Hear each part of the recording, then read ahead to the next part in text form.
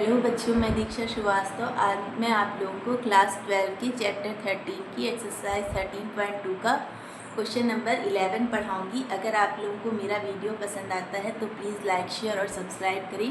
Question number 11 है, given two independent events A and B such that probability of A is equal to 0.3, probability of B is equal to 0.6।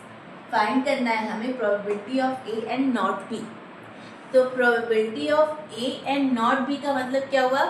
Probability of A and का मतलब क्या हुआ? Intersection. And not B का मतलब क्या हुआ? B का कॉम्प्लीमेंट। क्या हो गया? B dash.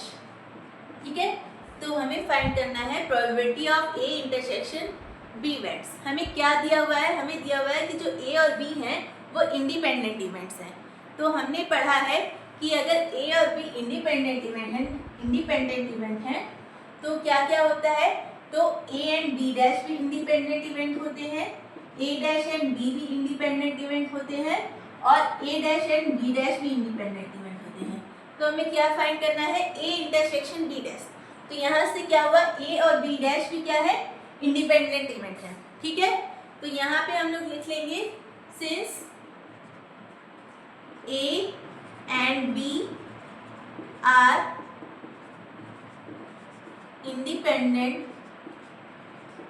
events, hence A and B dash are also independent events। ठीक है, तो जब A और B डैश भी इंडिपेंडेंट इवेंट हो गए तो हम यहाँ से क्या लिख सकते हैं? Probability of A intersection B dash को हम लोग क्या लिख सकते हैं?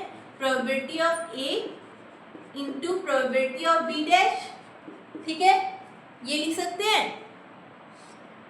अब प्रोबेबिलिटी ऑफ ए हमें क्या गिवन है? 0.3।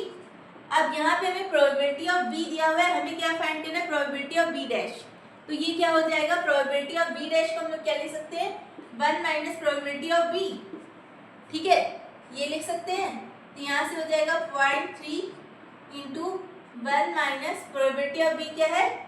0.6।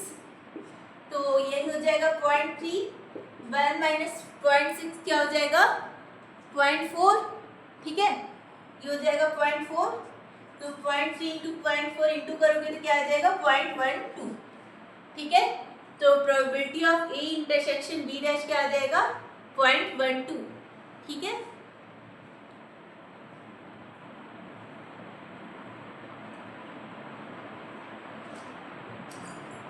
तो अगर आप लोगों को मेरा वीडियो पसंद आता है तो प्लीज़ लाइक, शेयर और सब्सक्राइब करें। अगर आप लोग मेरे चैनल पर नए हैं तो ज़रूर से ज़रूर सब्सक्राइब करें और कमेंट करें। Thank you.